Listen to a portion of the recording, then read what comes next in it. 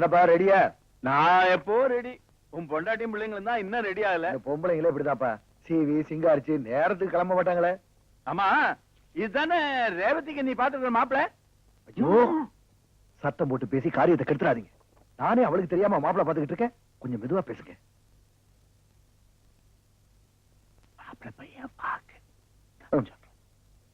கொஞ்சம் காதுல கேக்குற மாதிரி சொல்லுங்கப்பா. இல்ல, மாப்பிள பையன் பாக்குறதுக்கு நல்லா இருக்கான் அப்படின்னு சொல்றேனா? அப்பா, உங்களுக்கு எனக்கு பிடிச்சி என்ன பிரயோஜனம்?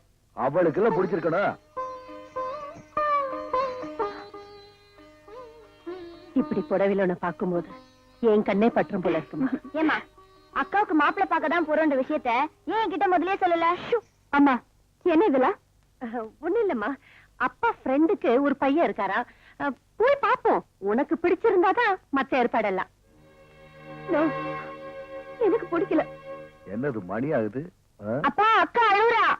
இது பாருமா, என்னதான் அப்பா அம்மா மேல ஆசை இருந்தாலும் பொண்ணா பிறந்தா புருஷ வீட்டுக்கு போய் தான் தீரணும். உங்களை விட்டு பிரிக்கிற அந்த கல்யாணம் எனக்கு வேண்டாம். என்னம்மா, என்னாச்சு? மஞ்சு, நீ ஏதாவது சொன்னியா? நான் ஒண்ணு சொல்லலைங்க, அவளுக்கு கல்யாணமே வேண்டாமா. கல்யாணமா? யாருக்கு கல்யாணம்? எப்ப கல்யாணம்? அட பைத்தியக்காரா, எல்லாம் தெரிஞ்சு போன அப்புறம் மூடி மறைச்சு என்ன பிரயோஜனம்? இந்த பாரம்மா, உனக்கு கல்யாணம் இன்னும் நடந்து முடிஞ்சிடல. அப்படியே நடந்தாலும் வர்றவன் வீட்டோட மாப்பிளதான். கரெக்ட். ரேவதி, உன்னை பிரியறதுக்கு எங்களுக்கு மட்டும் ஆசையா என்ன? இங்க நடந்ததெல்லாம் நீ மறந்துரு. இப்ப நம்ம ஒரு வீட்டுக்கு கெஸ்டா போறோம். ஓகே? வந்துட்டோம்டா. ஆர்ன் அடிக்கிறது நேரத்தே. இவன் ஒருத்த படினா படிக்க மாட்டான், எங்கேயாவது கிளம்புறதுன்னா முதல் ஆளா இருப்பான். நீ உட்காரு. சீக்கிரம் சீக்கிரம் உட்காருங்க.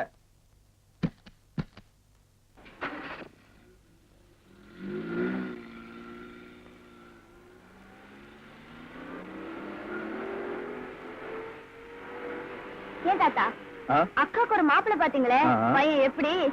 பையன் நல்லா தான் இருக்கான். இப்ப என்ன அதை பத்தி பேச்சு? ஏய், உனக்கு ஓகே அந்த விட்டுருப்பேன், அதான் இல்லன்னு ஆயிடுச்சுல. எனக்காவது ஒர்க் அவுட் ஆகுதான்னு பாக்கலாம்னா. உனக்கு வாய் ரொம்ப ஜாஸ்தி. எல்லாத்துலயும் உங்க அக்காவை முந்திக்க. மா, நீ சும்மா இருமா. உங்க அக்காவை கல்யாணம் ஆகிறதுக்கு முன்னாடியே நீ அப்பாவோட வச்சு கல்யாணம் பண்ணிட்ட. இது எப்படி உனக்கு தெரியும்?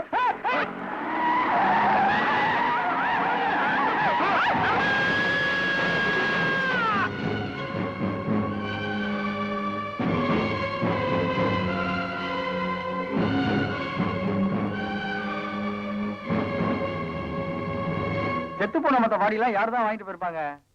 யார் வாங்கிட்டு போயிருப்பாங்க? ஆஸ்பத்திரியில அடக்கம் பண்ணிருப்பாங்க. யோ, உனக்கு எதுக்கு என்ன வேண்டாத வேலை எல்லாம்? 2 வருஷத்துக்கு முன்னாடி ரேவதி தான் செத்துட்டா தன்னுடைய பாடியை மெடிக்கல் ரிசர்ச்சுக்கு எழுதி வச்சுட்டாலாம். நல்லதா போச்சு. அவன் நம்ம போச்சா மட்டும் அந்த குடியில புதையல கிடைக்க போகுது. ஆஸ்பத்திரிக்காரன்னு அடக்கம் பண்ணிட்டுண்டா. நல்ல வக்கீலா பார்த்து சொத்தை ஏதாவது பண்ண முடியும்னு பாப்போம். என்ன சொல்ற? டாக்டர், என்ன? ஐ எம் சாரி, எங்களால காப்பாற்ற முடியல. இதை அவங்க போட்டுருந்தாங்க டாக்டர். அதை அவங்க கிட்ட கொடுத்துருங்க. இல்லையா? யோ, இது எங்க பெரியப்பா சொத்து. எல்லாம் எனக்கு தான். யாராவது பிரச்சனை பண்ணீங்கன்னா கோர்ட்டு கேஸ் போக வேண்டியது. இதுவே வாரிசு இல்ல சொத்து. அப்புறம் கோர்ட்டு கேஸ். எங்களுக்கு ஆளுக்கு 5 பத்து நாங்க பாட்டு ஒதுங்கிறோம். அப்புறம் எதுக்கியா சண்டை போட்டுக்கிட்டு? உட்காந்து சொத்தை பிரிச்சுக்கோங்க. இத பாருங்க, எனக்கு பணம் காசுலாம் வேண்டாம். வரதட்சணை இல்லாம என் பொண்ணை உங்க பையனை கட்டி வச்சீங்கன்னா எனக்கு அது போதும்.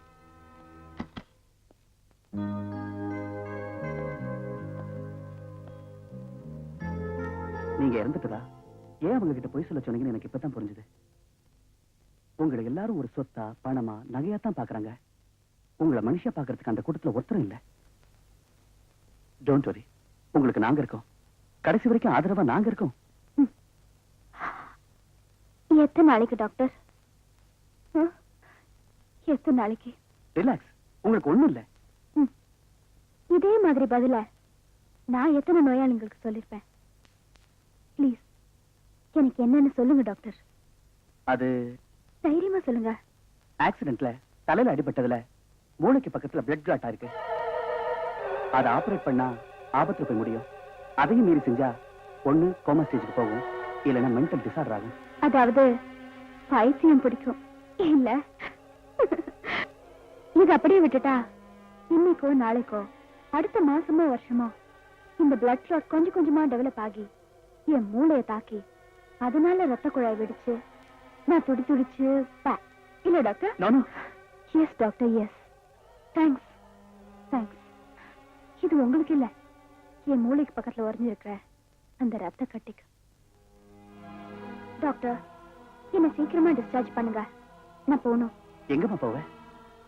எங்கேயாவது. மனசோட சந்தோஷம்தான் பாதி மருந்துன்னு எங்க அப்பா அடிக்கடி சொல்லுவாரு. எனக்கு இப்ப அந்த மருந்து வேணும். நான் அதை தேடித்தான் போறேன். நான் போறதுக்கு முன்னால எங்க அப்பா அம்மா எல்லாரையும் பார்க்கணும்.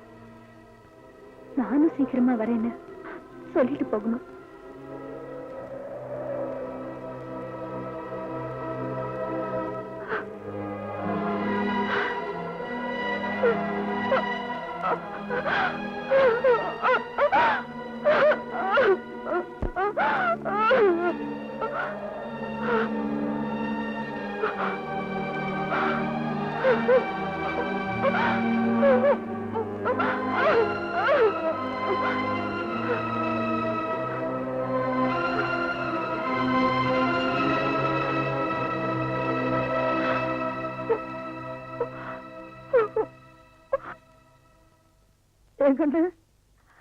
நான் தான் அழுத்தக்காரின்னு நினைச்சேன்.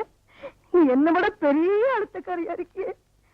இவ்வளவு சுமைய மனசுல வச்சுக்கிட்டு எப்படி கண்ணு ஒன்னால சிரிச்சுக்கிட்டு இருக்க முடிஞ்சது? ஊர் பேச்ச கேட்டுக்கிட்டு நான் கூட உன்னை தப்பா நினைச்சிட்டேம்மா. நீ போகாதம்மா, நான் இருக்கிறேன். அப்பா நான் இருக்கிறேன் கண்ணு. போகாத, போகாதம்மா. என்ன தடுக்காதீங்க. நான் போக வேண்டியவ. போயிட்டு ஆகணும். வைத்தியரியா, மல்லியை காப்பாத்திட்டு உங்களுக்கு நிம்மதியை கொடுத்துட்டேன். என் பாரத்தை இறக்கி வச்சுட்டு நான் நிம்மதி ஆயிட்டேன். இனி மல்லியோட நிம்மதி உங்க கையில தான் இருக்கு. நான் வரேன். மல்லி, நான் போறேன்.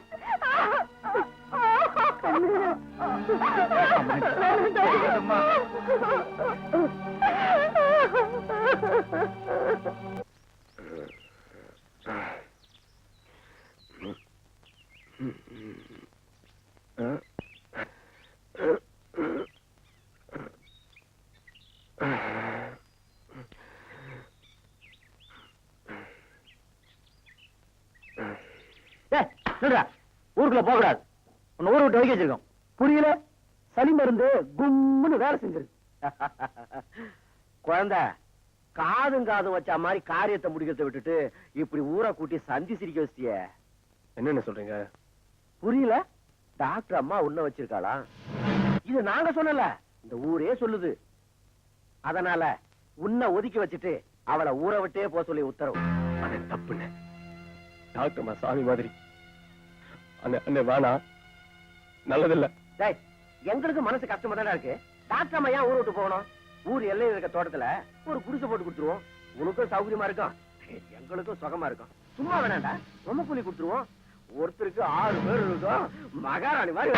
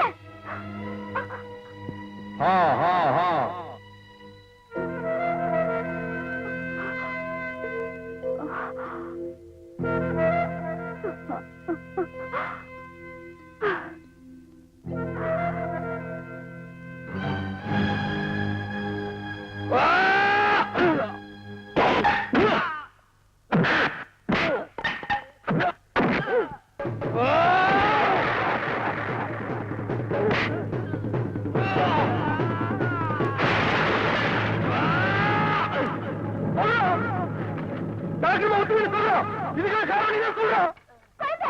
இனி அவளை ஒத்தமே இந்த ஊரே சொன்னாலும் அது காது குளிர கேட்கறதுக்கு சாஸ்திரமா உயிரோட இருக்க மாட்டாங்க போல இருக்கு. சாவு வரம் வாங்கிட்டு இந்த ஊருக்கு பொழைக்க வந்திருக்கா கண்ணு. கண்ணு ஒரு தடவை வந்து அவளை பார்த்துரு கண்ணு.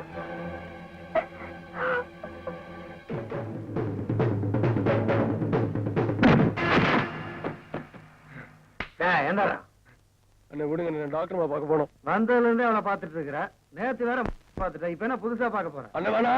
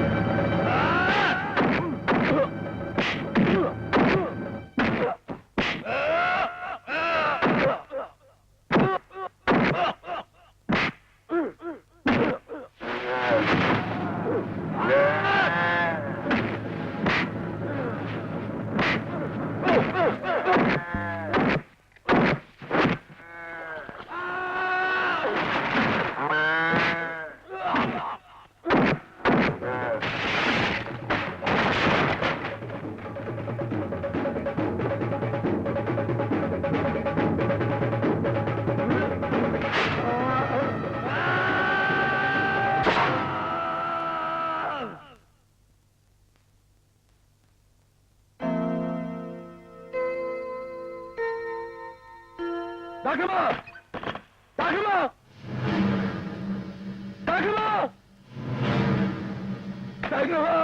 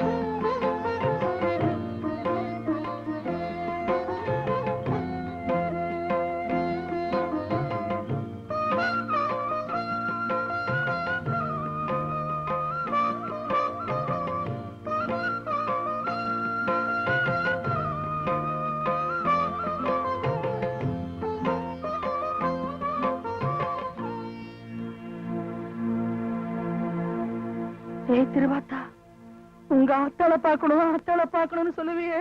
உன்ற ஆத்தா இந்த ஊருக்குள்ள பரிசல்ல ஒதுங்கும் போது இப்படி தாண்டா இருந்தா.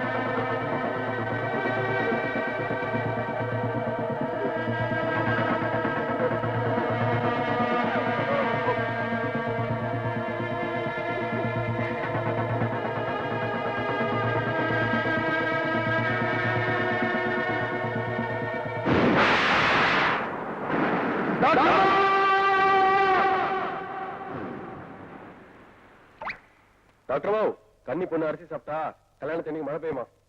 மழையில நினைறதுன்னா எனக்கு ரொம்ப பிடிக்கும்.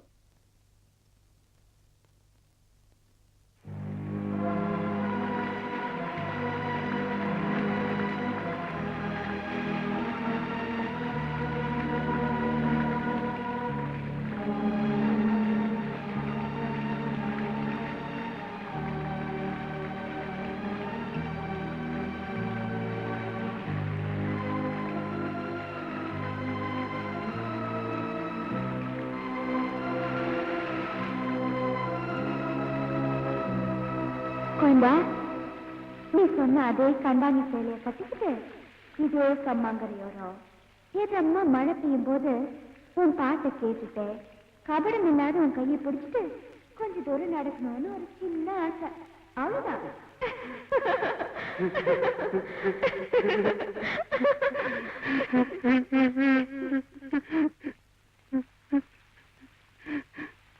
இருக்கிற ஓர் சொந்தம் எங்கேயோ போனது, இது என்ன நியாயமம்மா? இதுவரை காணாத தாயன்பும் போனது, இது என்ன நியாயமம்மா?